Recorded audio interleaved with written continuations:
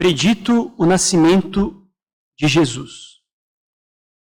No 6º mês, foi o anjo Gabriel enviado da parte de Deus para uma cidade da Galiléia chamada Nazaré, a uma virgem desposada com certo homem da casa de Davi, cujo nome era José. A virgem chamava-se Maria. E entrando o anjo aonde ela estava, disse: Alegra-te, muito favorecida, o Senhor é contigo. Ela, porém, ao ouvir esta palavra, perturbou-se muito e pôs-se a pensar no que significaria esta saudação. Mas o anjo lhe disse: Maria, não temas, porque achaste graça diante de Deus.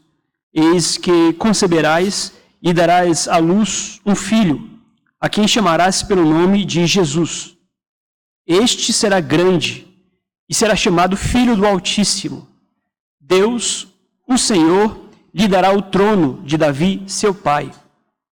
Ele reinará para sempre sobre a casa de Jacó, e o seu reinado não terá fim. Então disse Maria ao anjo: Como será isto? Pois não tenho relação com homem algum.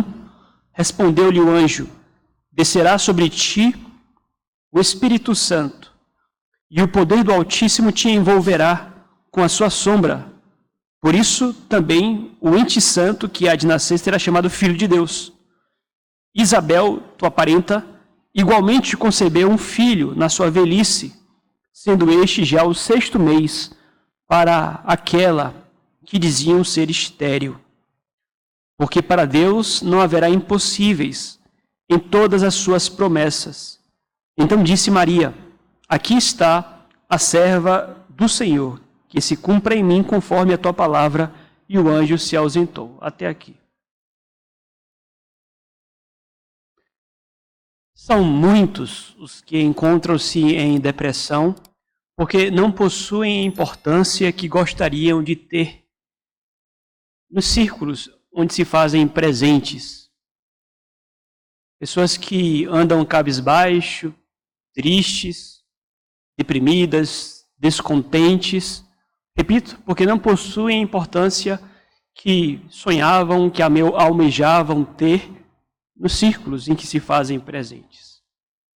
Me refiro aqui, talvez, àquela pessoa que tem observado que os seus colegas de trabalho alcançam promoções, entraram juntos na empresa, mas ano após ano, por exemplo, o tempo passa, mas ele não alcança aquela promoção e aquela importância na empresa que sonhara possuir ou obter.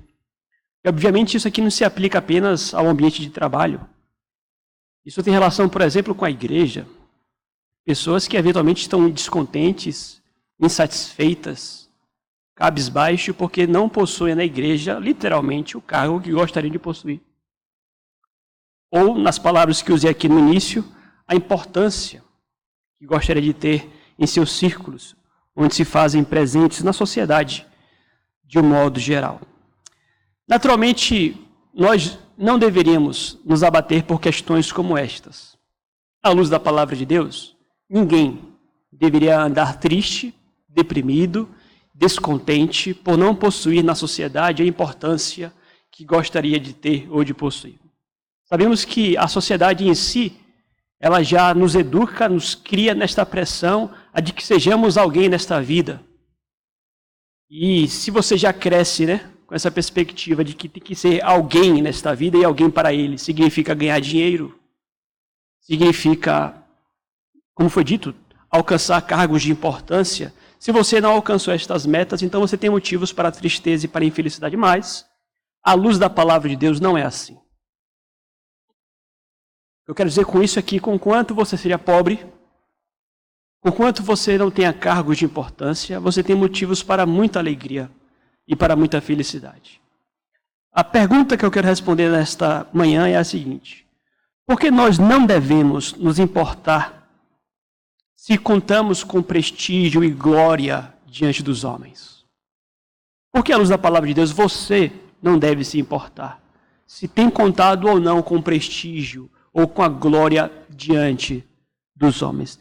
E à luz dessa passagem, nós encontramos 2 princípios bíblicos pelos quais você não deve se importar com isto. Primeiro princípio. Você não deve se importar com prestígio e glória diante dos homens, porque o Senhor contempla os humildes em suas maiores e mais especiais dádivas. A Bíblia nos ensina claramente que o Senhor contempla com amor, com carinho, com atenção especial, precisamente aqueles que não são contemplados com importância, ou com prestígio, ou com glória pela sociedade. E por contemplação aqui, eu quero dizer que o Senhor, em sua soberania, Ele dá presentes.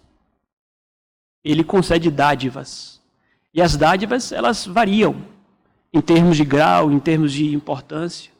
Há alguns presentes que são melhores do que outros. Todos nós, obviamente, recebemos muito de Deus. Somos ricos, todos nós, em termos de dádivas recebidas pelo próprio Deus, ou do próprio Deus. No entanto, qual é o ponto aqui? Deus, Ele tem algumas dádivas em especial, maiores, e em sua graça, Ele concede tais dádivas a pessoas que são justamente humildes.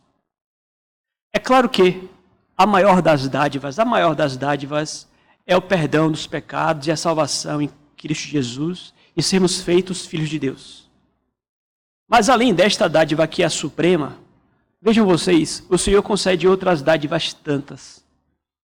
E quando nós lemos esse relato do nascimento do Senhor Jesus Cristo, aqui, na verdade, da predição deste nascimento, nós percebemos que Deus, Ele concedeu aquela que depois da salvação, talvez fosse a maior das dádivas, o maior dos presentes. E Ele o concedeu a uma pessoa muito humilde. Como foi dito aqui, a história do Natal nos traz algumas lições, dentre elas a lição da humildade. Então, a primeira razão pela qual nós não devemos nos importar se contamos com prestígio ou com glória diante do mundo, é porque o Senhor contempla os humildes naquelas que são as suas maiores dádivas. No que diz respeito a Maria, por exemplo, né? Será que alguém consegue aqui imaginar uma dádiva maior do que você gerar Cristo no seu ventre, do que você criar Cristo como seu filho, de você viver tanto tempo diariamente com o próprio Deus aqui entre nós? Não há dádiva maior do que esta. E quando nós lemos aqui a Bíblia, fica claro que cuidadosamente, Deus reservou este altíssimo privilégio, este grandioso presente, a uma pessoa muito humilde. E por que eu digo que Maria de fato era muito humilde? Vejam, nós vamos ver mais à frente detalhes dessa passagem, mas lemos aqui até então o versículo 26 e 27. Aqui nós lemos o seguinte: no 6º mês foi o anjo Gabriel, enviado da parte de Deus. Leiam comigo, por favor. Enviado da parte de Deus para uma cidade da Galileia, chamada Nazaré, a uma virgem desposada com certo homem da casa de Davi, cujo nome era José. A virgem chamava-se Maria. Vejam, uma informação importante que nós só obtemos aqui quando estudamos a passagem é que o Messias, o rei, e aqui o evento tão aguardado ao longo da história do povo de Deus, iria vir ao seu povo através de um nascimento. Esse Messias seria gerado. E esse Messias seria gerado em Nazaré. Me refiro aqui à gestante, seria uma mulher procedente de Nazaré. E é curioso observar que a cidade de Nazaré, ela não é citada em nenhum lugar no Antigo Testamento. E se você fizer, inclusive, a leitura do Talmud, que lista 58 cidades, quando você lê, inclusive, a lista que Joséfo faz das cidades da Galileia, em nenhum momento a cidade de Nazaré é citada. Nazaré é tida, na verdade, como uma cidade completamente obscura. Tanto é que, quando mais à frente é dito para Natanael que o Messias é de lá, ele até reclama: pode proceder coisa boa de Nazaré? Nazaré, na verdade, naquele contexto, era um pequeno vilarejo completamente ignorado. E não apenas isso, mas os habitantes daquela cidade, de certa forma, eram desprezados. Por quê? Porque Nazaré era uma cidade que era rodeada por pessoas de outros povos. Tanto é que se fala Galiléia dos gentios. Havia um certo preconceito com a cidade de Nazaré. E nos chama a atenção que Deus quis caprichosamente, queridos. Deus quis caprichosamente que a mãe do Messias procedesse dessa cidade de lugar nenhum. E quando nós vamos à pessoa, então, vejam, Jesus não nasceu em Roma, não nasceu em Jerusalém, em nenhuma cidade importante, mas em Nazaré. Em Nazaré. E quando nós paramos para olhar acerca da mãe que iria gerá-lo, mais uma vez, nenhuma pessoa de importância. Não era princesa, rainha, não era sacerdotisa, até porque não existiam sacerdotisas naquele tempo, né? Não era profetisa, não era nada, era uma Maria e ninguém. Deus ele quis caprichosamente conceder esse privilégio a Maria em Nazaré. O que nos ensina aqui é que o Senhor contempla os humildes em suas maiores dádivas. Há outras lições, obviamente, que nós poderíamos tomar ainda aqui destes 2 versículos, mas vou deixá-las para a noite. E o que nos chama a atenção, em especial, e isso aqui vai fazer mais sentido para vocês, é que quando Maria recebe essa notícia, a coisa é tão diferente que a própria Maria ela fica completamente perturbada. O fato dela receber o alto privilégio, e repito, o maior dos privilégios, o de gerar o Messias, o de gerar o Filho de Deus, o de ser mãe do Messias, ela, Maria de Nazaré, é uma questão tão diferente, é uma coisa tão fora da curva, que ela simplesmente fica pasma, ela fica receosa. Ela praticamente não acredita. Versículo 29, acompanhe comigo. Quando ela ouviu, essa salvação, ela diz, ela, porém, ao ouvir esta palavra, perturbou-se muito e pôs a pensar no que significaria esta saudação. O fato do anjo saudá-la como a saudou, o simples fato da saudação ser daquela forma a ela, para Maria, foi uma coisa perturbadora. Porque alguém pode perguntar assim, pastor, por que Maria ficou com medo? Ah, ficou com medo porque um anjo apareceu diante dela, E ela é pecadora, um anjo santo. Sim, certamente há esse temor aqui também. Mas o texto está claro que o temor está atrelado às palavras que o anjo lhe deu. Ela, porém, ao ouvir esta palavra, perturbou-se muito e pôs-se a pensar no que significaria esta saudação. O que dá a entender, inclusive, que o anjo aqui, depois de saudá-la, deu um tempo para que Maria pudesse assimilar o que ele acabara de dizer para ela. Ele disse, olha, você é muito favorecida. Você é muito favorecida, o Senhor é contigo. É como se ela dissesse, comigo? Eu? Eu sou muito favorecida? Eu, Maria, aqui de Nazaré? Então, chama-nos a atenção o versículo 29. Ela ficou pasma, ela ficou perturbada por aquela afirmação. E o que é que essa perturbação de Maria revela acerca da própria Maria? Se ela ficou tão perturbada assim, certamente é porque ela, de fato, era uma pessoa muito humilde. Isso eu me refiro aqui não apenas à humildade em termos sociais, não. Humildade de espírito mesmo, porque às vezes a pessoa é pobre, mas não é humilde, não. Não confunda a pobreza com humildade. Mas tudo indica que, além de tudo, eles eram um casal, noivos, mas muito pobres também. Então qual é o ponto que me chama a atenção aqui neste relato bíblico? Deus concede, depois da salvação, para os homens, a maior das dádivas, a Maria de Nazaré. Que talvez não fosse ninguém. O que me ensina aqui, que com certeza, queridos, nós não podemos, não devemos ficar tristes quando não somos louvados, reconhecidos pelo mundo, se não temos neste mundo a importância que gostaríamos de ter. E se você, porventura, está entrando em depressão por causa disso, confesse o seu pecado a Deus e peça perdão. Mas entenda que o Senhor, em sua bondade, ele contempla os humildes. E, aliás, esse versículo, essa verdade, não se encontra apenas nessa passagem, né? Nós lemos outras passagens, tantas como Isaías, que irá nos dizer que o Senhor está sentado no alto e sublime trono, mas ele também habita com contrito de espírito. O Senhor, ele atenta para os humildes, dirá a palavra de Deus.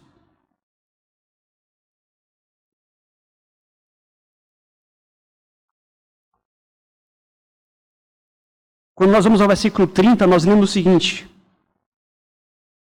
mas o anjo lhe disse: Maria, não temas, porque achaste graça diante de Deus. Interessante porque o anjo ele tem todo o cuidado aqui de abordar Maria da forma mais tranquila possível. Ele entra e ele a sauda daquela forma. Ela está com medo, ela fica calada, ela não responde o anjo ao primeiro instante. Depois o anjo a tranquiliza e diz: olha, não tenha medo. E ele diz: não temas porque achaste graça diante de Deus. Essa expressão aqui, ela pode ser mal interpretada. E, aliás, ela é mal interpretada, em especial pelos católicos. Não temas porque achaste graça diante de Deus. É um erro, na verdade, você traduzir essa passagem como Ave Maria cheia de graça. De fato, a expressão pode ser tida por cheia de graça.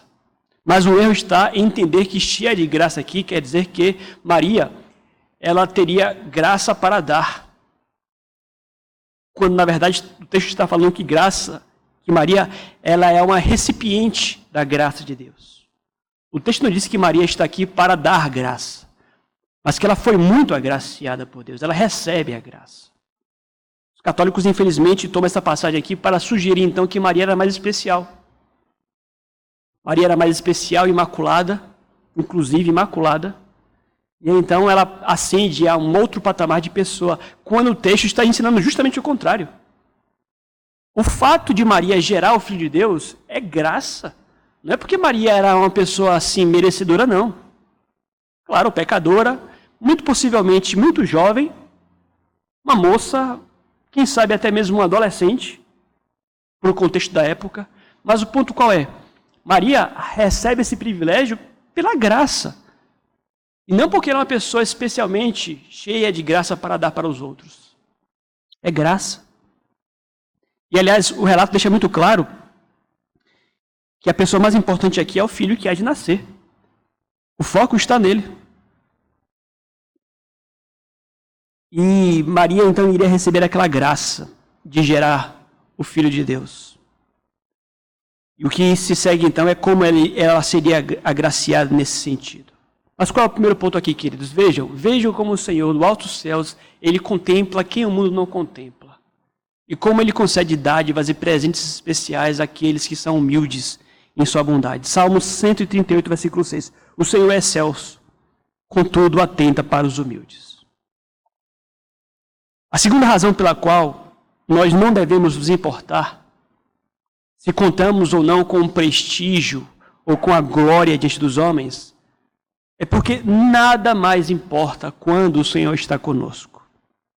Nós vamos ler mais uma vez os versículos 26 e 27. Diz assim: no 6º mês, foi o anjo Gabriel enviado da parte de Deus para uma cidade da Galiléia chamada Nazaré, a uma virgem desposada com certo homem da casa de Davi, cujo nome era José. A virgem chamava-se Maria. Vejam, como foi dito, o nascimento de Jesus aqui, no que diz respeito a Maria, é cercado de circunstâncias aparentemente contrárias ao nascimento de um rei. Nos parece aqui, nessa circunstância da vida de Maria, uma série de empecilhos que fazem com que Maria não esteja qualificada para que dela venha nascer o rei de Israel.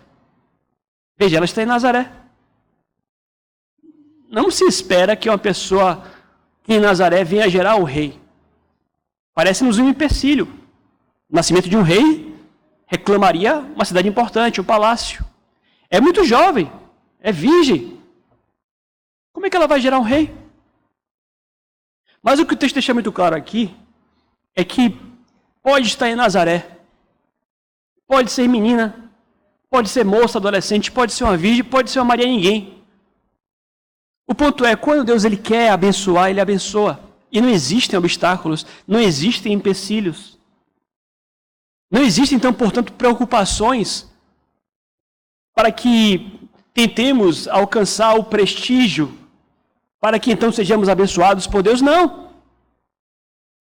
Maria não tinha que alcançar nada, nenhum prestígio, nenhuma glória dos homens ou do mundo para que, enfim, ela pudesse obter daquela bênção gloriosa. Não. Quando Deus ele quer abençoar, ele abençoa quem ele quer. E nada é impedimento. Então a mãe do Messias era uma jovem, virgem, de Nazaré. Ela era noiva, o texto vai dizer que ela era desposada, isso quer dizer que estava prometida em casamento. Naquele contexto, o casamento ele possuía um vínculo mais forte, o noivado, do que o nosso vínculo de noivado. Tanto é que são chamados de esposo e esposa conquanto não vivessem juntos e não tivessem tido ainda relações sexuais. Mas o que é que nós aprendemos aqui? Que nada é impedimento quando Deus quer abençoar alguém. Você faz a leitura dos versículos anteriores, você vai constatar que Gabriel, ele vai para Jerusalém. Gabriel, o anjo, ele visita Zacarias, lá no templo. Gabriel, ele está ali com uma pessoa importante, um sacerdote, num lugar importante, anunciando o nascimento importante de João Batista. Mas o mesmo Gabriel que vai para Jerusalém, para o templo, e fala com o sacerdote, é o mesmo anjo Gabriel que vai lá para Nazaré falar com Dona Maria, ou com Mariazinha. Para que nós possamos aprender que para Deus, isso não é problema. Nada é impedimento quando Deus quer abençoar, então não se preocupe. Versículo 28 começa o diálogo, né? E entrando o anjo onde estava, disse: alegra-te, muito favorecida, o Senhor é contigo. E qual é o ponto aqui? É como se Gabriel estivesse dizendo para Maria: Maria, não se preocupe, fique feliz. Você é muito favorecida e não se preocupe, o Senhor é contigo. Talvez ela pensasse: quem sou eu? Não se preocupe. Estou em Nazaré, não se preocupe. Eu sou virgem, não se preocupe. Eu sou moça, eu sou muito jovem, não se preocupe. Por quê? O Senhor é contigo. Qual é o ponto? Não importa. Não importa se você não tem um prestígio. Se você não é tão digna assim. Não importa se você é tão nova. O que importa mesmo, em última instância, é que o Senhor é contigo. Então, vejam vocês que nós não temos motivos para preocupações. Se o Senhor é conosco, por que ficar deprimido, cabisbaixo, entristecido por não ter aquele cargo, ou por não ter aquela importância que eu sonhava ter? Calma, não é assim. Contemple a verdade que o Senhor, ele atenta aos humildes, como já foi dito, e que nada mais importa quando o Senhor é conosco. Então temos no Natal algumas mensagens, alguns ensinos muito preciosos. Eu creio que dentre os ensinos preciosos este, a de que nós aprendamos a valorizar mais a humildade. No mundo que celebra a glória, o dinheiro, a fama, a importância, no mundo em que as pessoas elas matam, elas fazem o que é necessário para que pisem e subam umas nas outras. Da perspectiva de Deus, as coisas são muito diferentes. Nós somos ensinados, na verdade, a tomar o caminho contrário. Não é que nós não vamos estudar, vamos trabalhar, podemos obter o dinheiro, não tem problemas. Mas, seguindo contente com o Senhor, entendamos que se porventura for da vontade de Deus, que nós sejamos a Mariazinha lá de Nazaré, que nós sejamos a Mariazinha lá de Nazaré para a glória de Deus. E reconhecendo que lá em nossa humildade o Senhor reserva graças maravilhosas, como Maria jamais poderia imaginar. Jamais poderia imaginar. Que Deus nos ajude, queridos, a valorizarmos aquilo que o próprio Deus valoriza em nós.